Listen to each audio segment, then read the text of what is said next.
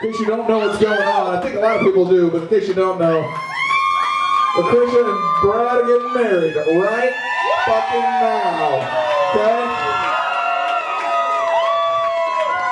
First of all, before we get you guys married, just want to get a couple things going. Tungsten Groove, by the way, is playing tonight. Tungsten Groove, give it up. By the way, they are playing for free tonight out of the goodness of their hearts. There's a tip jar up here. If you're digging the tunes, drop a buck, okay? Give the guys a sandwich or some shit tonight, okay? After the ceremony, which will be wrapped up shortly, speeches. You motherfuckers know these people. Come up here, tell a story. Let us know what you know about them. Should be a good time. Tonight's officiant is Mr. Cole Windler. Where's Cole? Here he is. Looking very nice.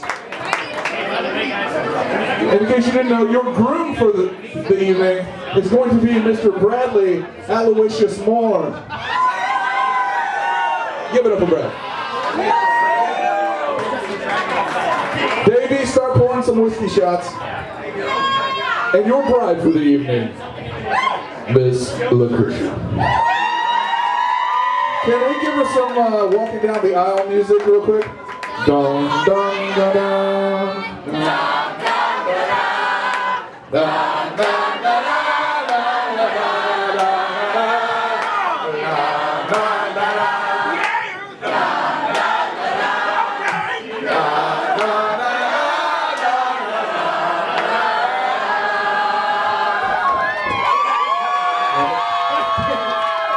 Reception is fucking amazing. Alright. I just ran into the Cole Windler, and I am your officiant for this evening, and I apologize in advance.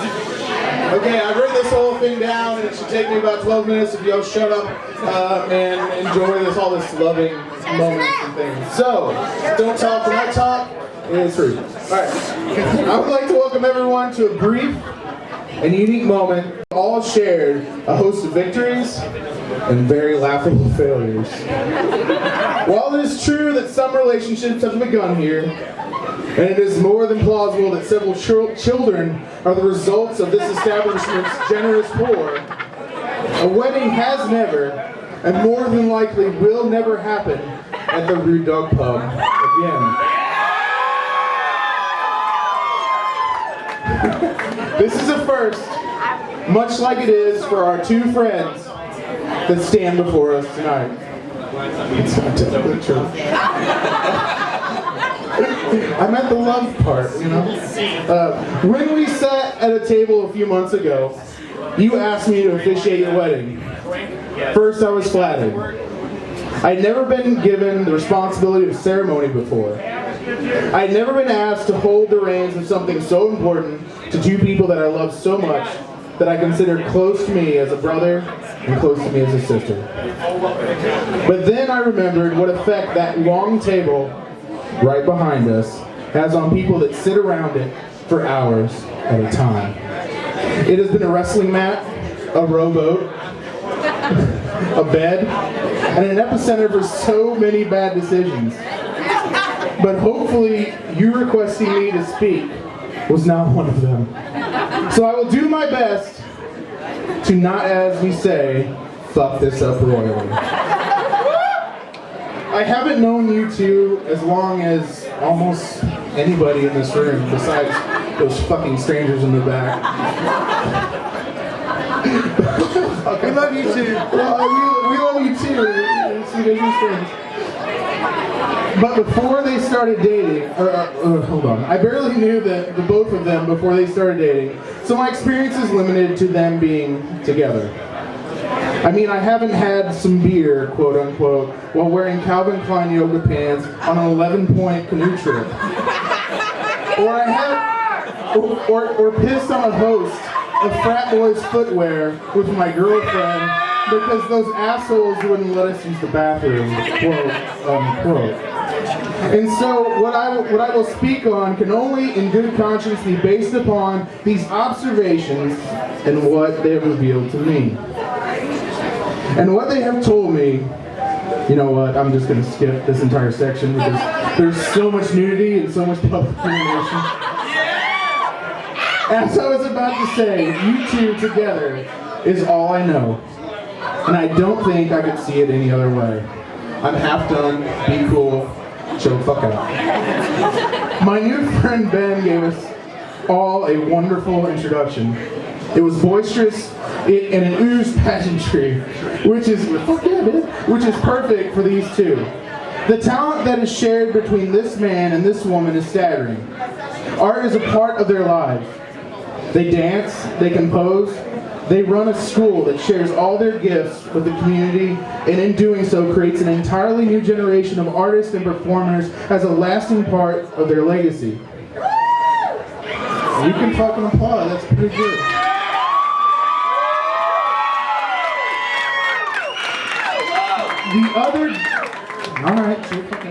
The other greater, larger, gargantuan section of that legacy is the gaggle of children that they share between them. It always impresses me to know that they have not lost their minds dealing with so many voices, family and not, in their lives. But they do it with style, with vigor, with lots and lots and lots of wisdom. As music is such a large part of their lives, I thought of a very sappy fucking metaphor to describe this most unholy of unions. We play a note, it hits, it sustains, and then it fades as vibration or air or force dissipates. You play another, and the same thing happens. Another and another. By themselves, a single note or a single tone can be beautiful, but it is free of context. It is free of relevancy. Now we take two notes, then 3, then 4, then 400, and so on. Flowing up and down the scales through major and minor keys, then we have a song. And while a tone can fade, can be confused, a song can last in the hearts and minds of those that hear it. Its effects long-lasting and serving as an inspiration to future artists and everyone that is a part of it. When I see you two taking all that dissonance present in your life and rendering it into a fantastic harmony, I am just that, inspired. It is rare to meet individuals of great kindness and character and I'm working on it, goddammit. Others within the hurricane of this world, and to count them as friends, as family, it's a real fucking honor. Now, if you two could hurry up with these heartfelt vows, I need another drink, and you two need to reap all the tax benefits that come tomorrow.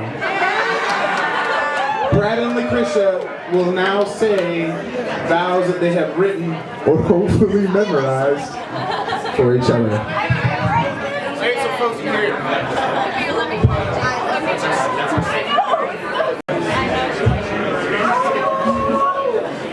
Bradley, I'm pretty sure there's nothing that I can say to you.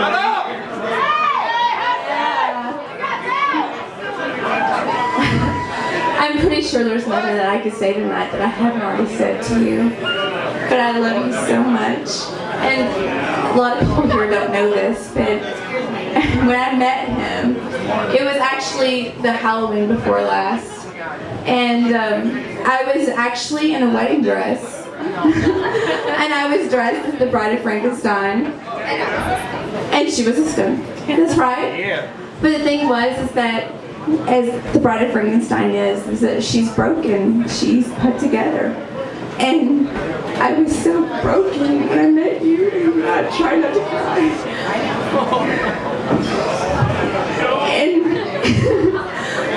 And just like the Bride of Frankenstein, he put me back together. I was a mess. I did not want a man. The last thing I wanted was a man. For all you girls, I was like girl power. I don't need a fucking man. But the thing was is that I met him and he just fucking stuck around. He saw something and I asked him even to this day, like, what did you see in me? And he was like, I saw you for who you were. And I saw that what we could be together, and I'm gonna tell you that he is the most beautiful person I've ever met. He rough around the edges that he is. And he drinks whiskey.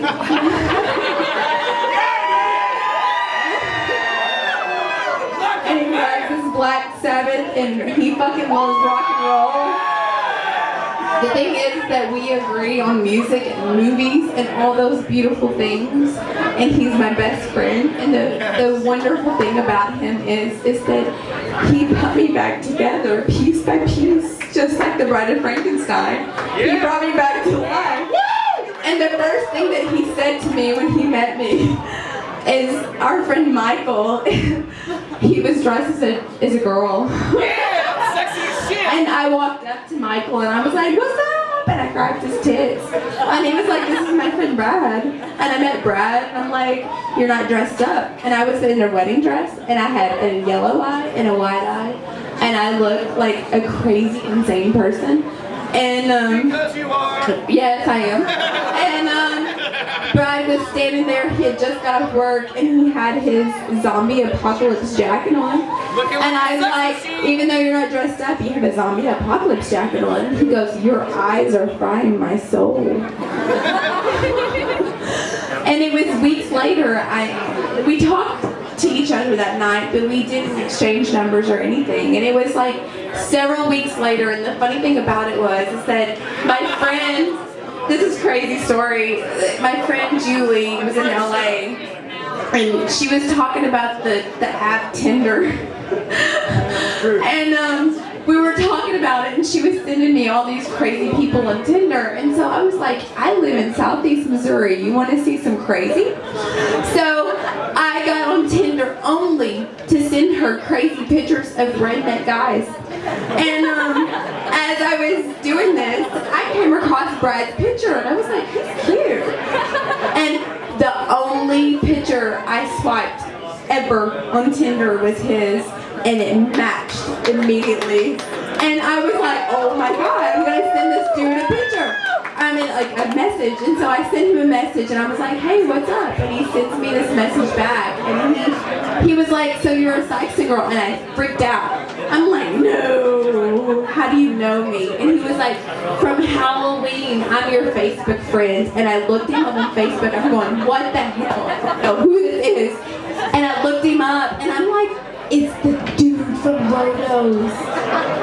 It's the dude with the zombie apocalypse jacket." And it was. And I was absolutely like shocked. And I immediately gave him my number, and I deleted Tinder immediately. And anyway, we went on a date like 3 days later, and we're sitting at El Torero, but my son calls it El Torordo. And so I can't say it right now because I say it like Jack does. But anyway, we were sitting there on a date, and I had been teaching that night, and I was so nervous.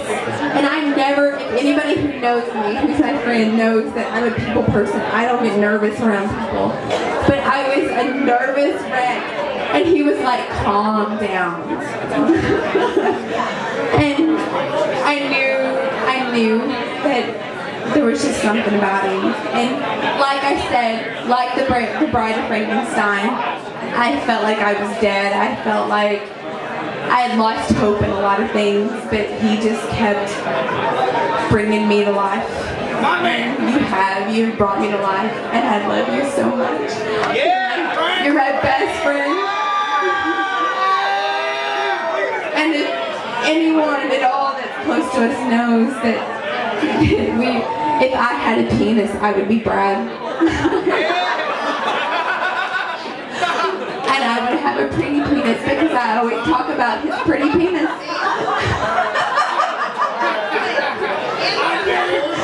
And with that, everyone's hitting on my ass telling me it's time to hand the mic over. But I love you, and the idea that I'm your wife, and I dreamt that we got married in Root Dog, and this is actually coming to pass. It's insane. And so I told him I had a dream we got married in Root Dog, and he's like, "Let's do it."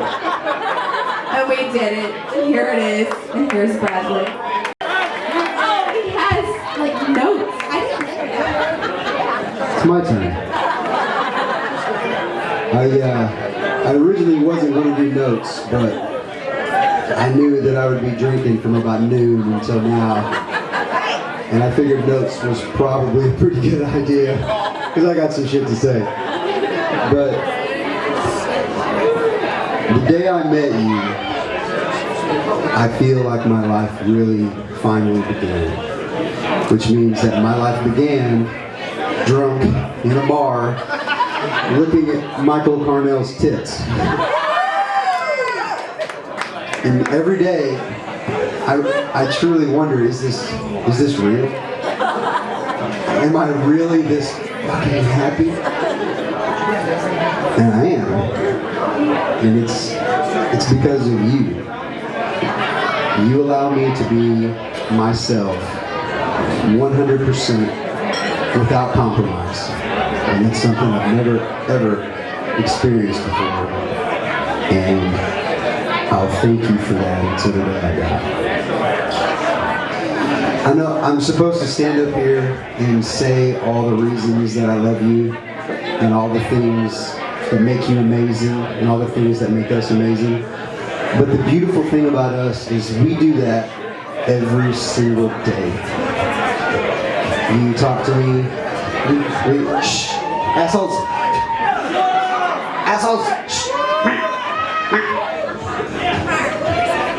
We tell each other how much we love each other every day and what we mean to each other constantly. So I don't feel like I have to stay up here and say it publicly. But what I will promise is that I will not let what we have die. So I promise to be your partner in all things. I'll never even begin to dream that I possess you, because we are one.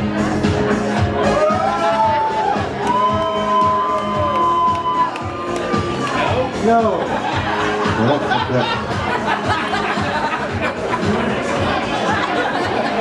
Anyway, that was supposed to be a surprise for later. Thanks, Michael. I also promise to always leave the goddamn kitchen cabinet doors open after I cook for the rest of our lives. I promise to continue to comfort you when you're sad, no matter what the reason is. I promise to almost never be a dick. Almost. But when I am, I promise to apologize my ass off. I promise to continue to put us first in all things, because that's all that matters now is us. I promise to forget to take the goddamn trash out at least once a month and let it pile up in the garage. So when company comes over, we say, don't go in the garage because it's a disaster zone. I promise to continue to remind you of how beautiful and amazing you are every day. I promise to continue to grab your ass in public, even if we're 80.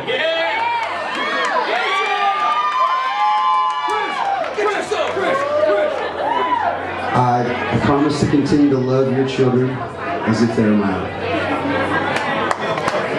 We've always said that our brains were tuned into the same radio station, and I promise to never ever change the channel. I love you.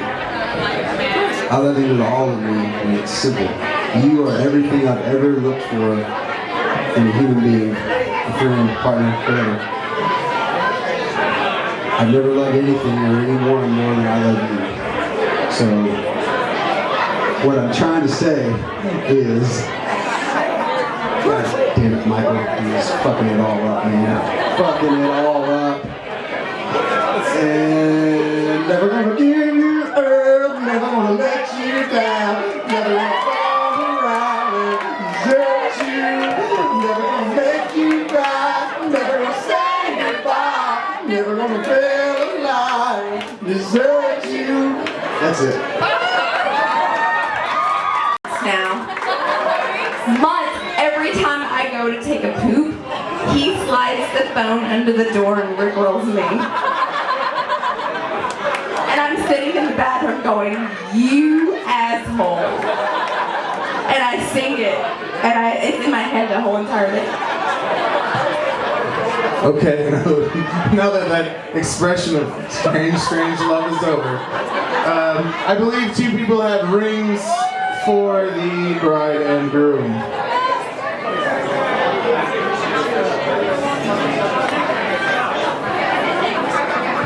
Give them the goddamn rings. LaKrisha, do you take Bradley to be your lawfully, so doubly lawfully in the state of Missouri wedded husband? Absolutely, I do. Slide on in there. Oh, that is Bradley. Do you take LaKrisha to be your lawfully beautiful wedded wife? Till the fucking wheels fall off. Hey, I didn't give you permission, you shit. Well, then let's get this shit show over, which is very beautiful. By the power vested in me by the whole fucking internet and all of you here, I now pronounce you husband and wife. Now we may kiss the bride. Ladies and gentlemen, may I present Mr. and Mrs.